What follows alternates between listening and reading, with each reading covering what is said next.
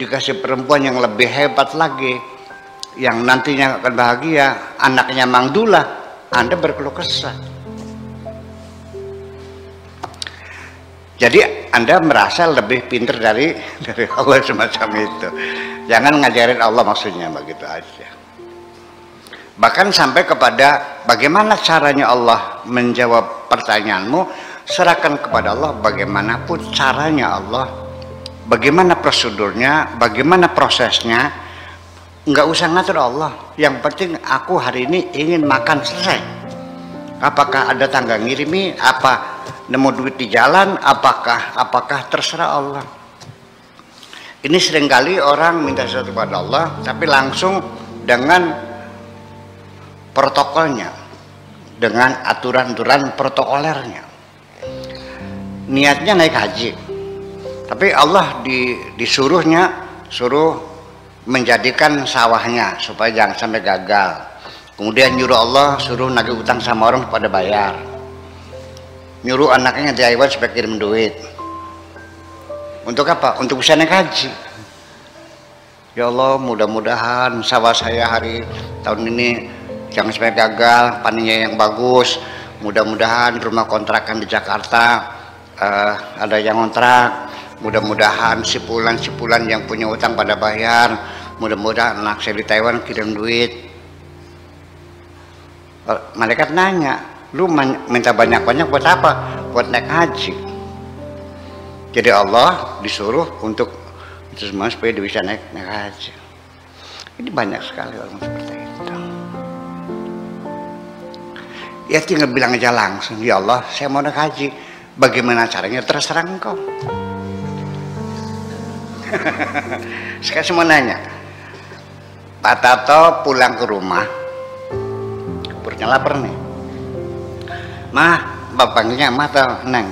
Ayo, ibu, bu, ambil piring bu. Sendok bu, datang lagi. Garpu, pisau, cobek, bolak. Istrinya nanya, minta apa sih? Pengen makan? Dia bilang aja makan, kok sebanget sih. Istrimu saja diperlakukan semacam itu marah. Nah setiap hari Anda ketika meminta Tuhanmu seperti itu, iya kan? Jadi ternyata seul adab sama Allah nih sehari-hari seperti itu. Pantas dong anak ngebul kabeh. Kalau beledogan tuh betul basah ya. Iya. Terus nanya lagi. Iya, ya itu jadi. Ya karena itu mah bukan berdoa, ngatur namanya itu. Iya. Ya jadi gimana? Ya seperti itu. Jadi kita tata krama berdoa ini kurang banyak dipahami ya. Tetapi prosedur di dunia, orang bikin proposal kan ada prosedurnya, protokolnya. Ya kan? Ada akte notarisnya, ada yayasannya, ada susunan kepengurusannya, ada lampiran KTP-nya, ada dukungan bupatinya, kan banyak begitu. Sama Allah ada nggak? Ya sama. Nah, itulah persoalannya. Nah sekarang ada lagi, ketika minta dukungan rekomendasi kepada bupati nggak boleh. Yang aturannya ada dukungan sih. Dimintai surat dukungan dari bupati supaya Bapak Presiden mengabulkan proposal kita. Ya kan begitu. Nah sekarang orang minta rekomendasi kepada Allah, juga minta rekomendasi dari orang-orang yang dekat dengan Allah, bid'ah dan musyrik.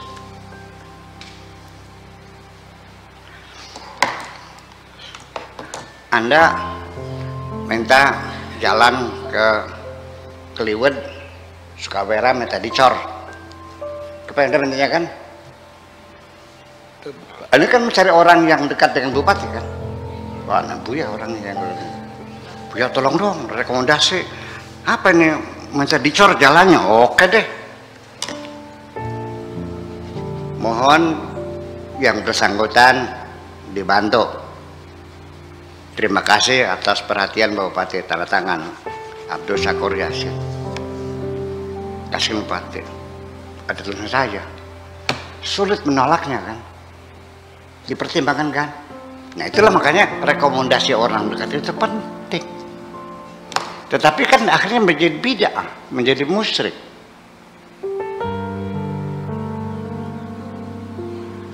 Betul nggak? Tawasul kan musyrik kan? Ya udah kalau mereka udah nggak usah. Udah ini asal jiplak langsung saja kepada Allah. Allah kan dekat. Ya udah silakan. Saya tidak mau bertengkar kok. Kalau Anda yakin bisa langsung silakan. Allah dekat silakan. Ya Allah mah dekat, tapi kamunya jauh. Kalau Allah mah dengan semua makhluknya dekat semua. Dengan orang yang beriman dekat. Dengan orang yang tidak beriman dekat. Orang yang tidak percaya Tuhan dekat. Kenapa? Aqrabu minhu min hablil warid. Tuhan lebih dekat dari urat nadi. Urat nadi siapa saja, yang beriman, yang kafir, yang musyrik, semuanya dekat kok. Allahnya dekat, tapi kamunya jauh kan. Itu persoalannya. Jadi itulah teori semacam ini juga dalam perdebatan ya silakan saja. Kalau Anda yakin Anda sudah dekat dengan Tuhan ya mangga silakan langsung kan gitu. Kalau Anda merasanya banyak dosanya ya minta rekomendasi ya mangga silakan. Kalau Pak Edi merasa dekat dengan Bupati Majalengka ya langsung saja. Kalau merasanya kurang dekat ya cari orang yang dekat kan begitu. Apa melalui partai, apa melalui ya kan orang keluarganya dan sebagainya kan seperti itu persoalannya. Itulah kira-kira. Nah, yang saya maksudkan kedekatan Tuhan itu bukan kedekatan fisik, tapi kedekatan rasa. Saya dengan Bupati Indramayu Pak Yanse enggak seminggu sekali ketemu kok, ya kan? Kadang-kadang sebulan sekali. Kalau dengan sekdanya tiap hari kan, tiap hari kan lapor sekda tuh dekat. Jabatannya kan sekda. Secara jabatan ya dia lebih tinggi. Dari sisi kedekatan, lah paham nggak? Nah, itu seperti itu. Jadi bukan kedekatan fisik. Allah mah tidak perlu didekati secara fisik, udah dekat kok. Yang makin dekat itu dekat rasa. Itu orang-orang yang dekat itu yang punya rasa kesucian hati dengan Allah dekat dan doanya dikabul. Kan itu persoalannya. Kalau naga butuh rekomendasi udah silakan aja coba dikabul enggak. Itu yang jadi masalah semacam itu. Jadi saya tidak mau berdebat. Kalau yang menganggap tawasul itu bid'ah ya sudah, Anda jangan tawasul kita cukup, tapi jangan mengkafirkan yang tawasul kita cukup. Ya, biarkan saja urusan surga dan neraka itu urusan Tuhan. Ya, kita yang jangan pernah menghukumi orang lain. Dipastikan neraka, dipastikan surga. Sebab aku juga hamba Allah, kamu juga hamba Allah. Yang ngatur kita adalah Allah kok, itu aja kok. Ya, jadi seperti itu. Jadi yang penting silakan Anda yakini saja.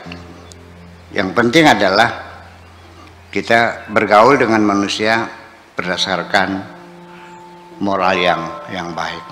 Wa asyirun nas bi khuluqin hasan. La tatlubu minallah azza wa jalla bi ghairi ilmi fikum wa wafiqu fi hukmihi wa qadarihi fikum wa fi ghairikum. Tetapi Anda harus selalu setuju, harus selalu sejalan dengan apapun yang menjadi keputusan Allah dan kepastian Allah.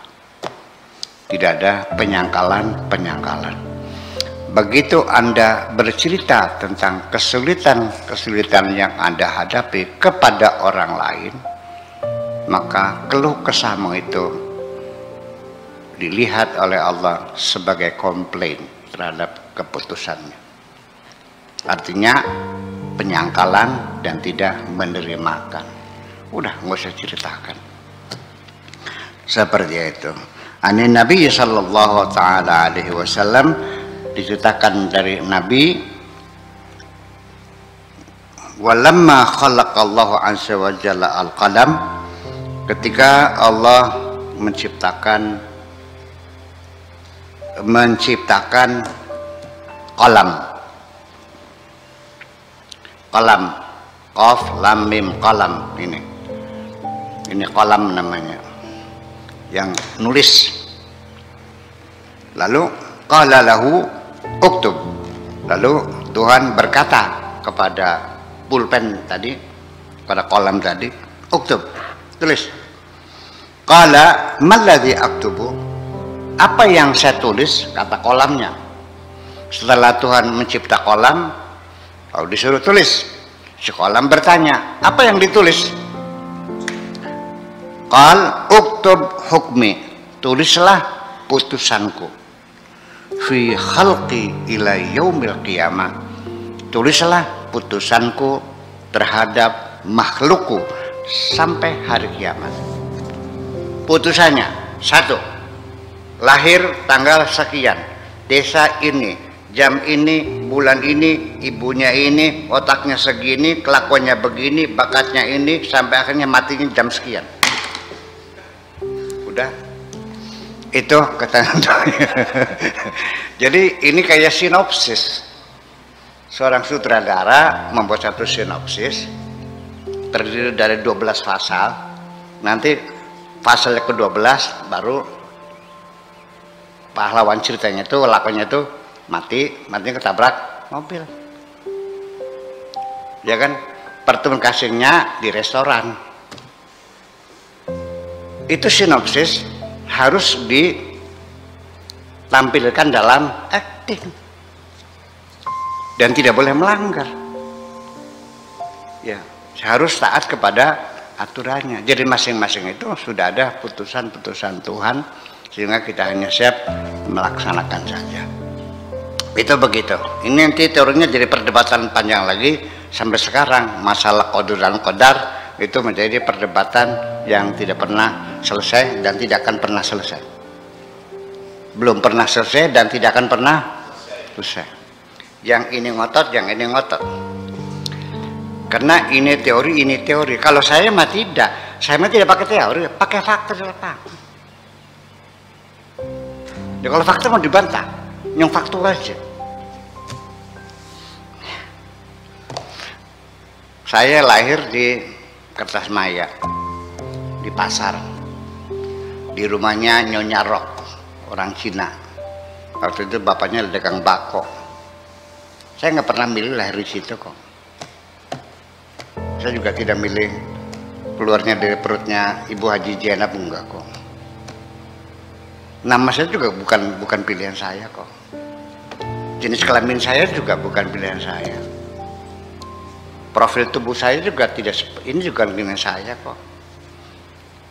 Iya kan? Terus sampai nanti juga saya tidak boleh ikut campur kok. Harus menyerahkan apapun kehendak Allah. Mau kena kanker, kena tumor, kena tabrak mobil, kena tembak, kena segala macam, terserah Allah. Boleh nggak milih kematian? Ini fakta kok. Iya.